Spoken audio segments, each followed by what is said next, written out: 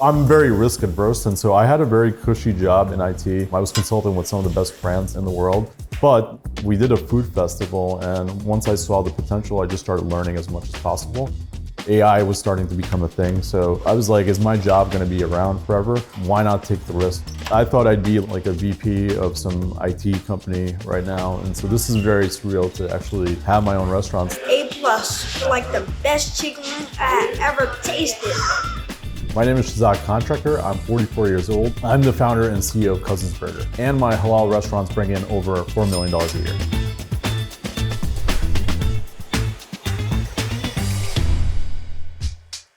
We were the first smash burger that's halal in Philadelphia. We started out originally as burgers, but now we've spun it off into many other things. We do chicken sandwiches, we do cheesesteaks, we do wings, loaded fries, and we have a delicious milkshake.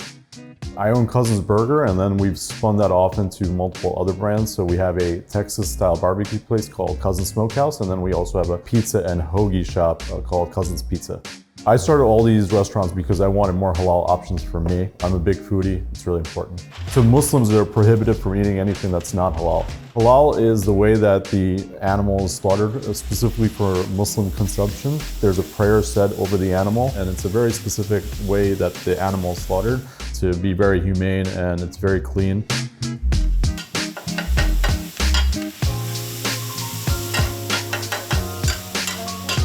Right now, across the US, there's only really one mainstream halal option, which is the Halal Guys. They were a cart out of New York that became famous, and they have a bunch of locations now. I kind of wanted to see more than that. So growing up, there was never really great American halal food. It was kind of like an afterthought. I built this brand not to be just some good Muslim burger. I wanted something that would appeal to everybody, and that's what's kind of happened. I think it's a great way to connect people, kind of like destigmatize these things, right? Bring it to the forefront. I don't really love how like Muslims are portrayed in the media. Let's break down those barriers. Let's bring people together. So from day one, we've been profitable. My halal restaurant business brings in over $4 million a year. We have two silent partners that own 10% collectively in Cousins Food Inc., the parent company. It's very important for me to keep as much equity in the company as possible for as long as possible, because first of all, it lets me keep control of the brand and the direction that it goes in. If you bring in more partners, they get more say in it. I'm kind of a control freak, and I don't want to give that up just yet.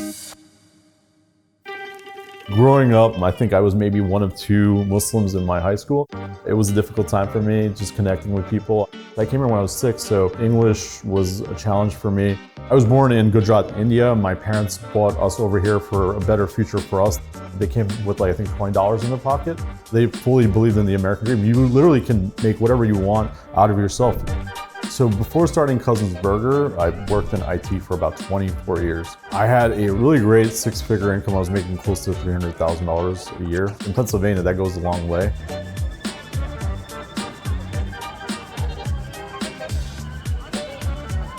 My buddy Tabish, he's back there. He's on the picture on the bottom over there. He knows that I like to do barbecue and cook for friends and family. And he's like, I'm gonna sign you up for that. I really don't want to do it. But you know, what's the dumbest, I hate to say it, but the dumbest, easiest thing I could do? And I thought of smash burgers. I did a little bit of research. I did some taste testing. I ended up getting meat for about 500 people, thinking like, okay, if it doesn't sell, then I'll just do a cookout the next day and I'll give it away to the members of the Muslim community in my area. Slowly, we started developing a really long line at the location. We sold out by 6 p.m. It really was a family affair at the food fest. My mom was making the balls of meat for the smash burgers. My wife was packaging them up and handing it to the customers. My daughter was the cashier there. I had to recount the money after, make sure everything was all there. It was like a really interesting feeling to come up with an idea really quickly, iterate on it, build it, and see it be successful. That was like a high that you don't get to feel normally.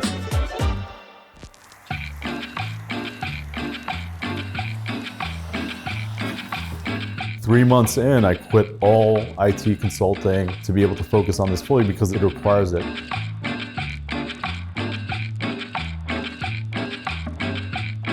This is our first location ever. This one's really close to my heart. For me, it took a $15,000 investment out of my own personal savings to get it up and running. Some of the challenges that we had when the grand opening happened, the receipts weren't printing and it wasn't giving everybody a number. So 50, 60, 70 people in this dining area, and they were just like waiting, looking at me, and I wasn't sure like what food belonged to who.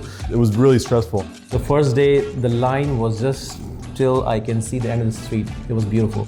So at the beginning, I basically lived here, Rizwan lived here, and we were engaging with the customers. We were doing restaurant depot runs. My cars, sometimes I couldn't even close the doors because that's how many things were inside the truck. That was tough, but I'm glad we did it because we've been very successful with it.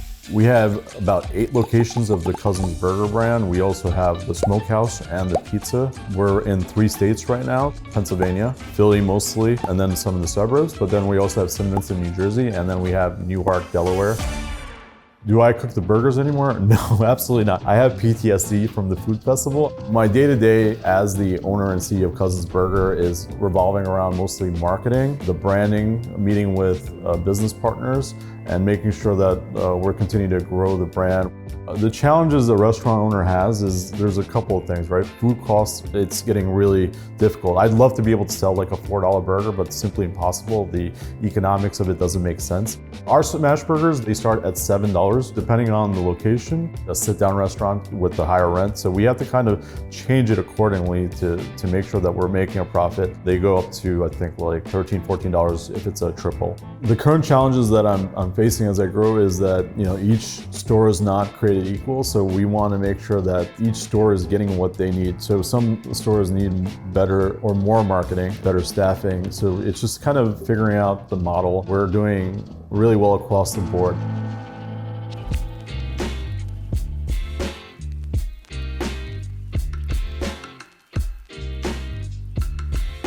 We have 1 location that we're perfecting right now, and then in the future, we have 3 locations already ready to go. The meat is really good.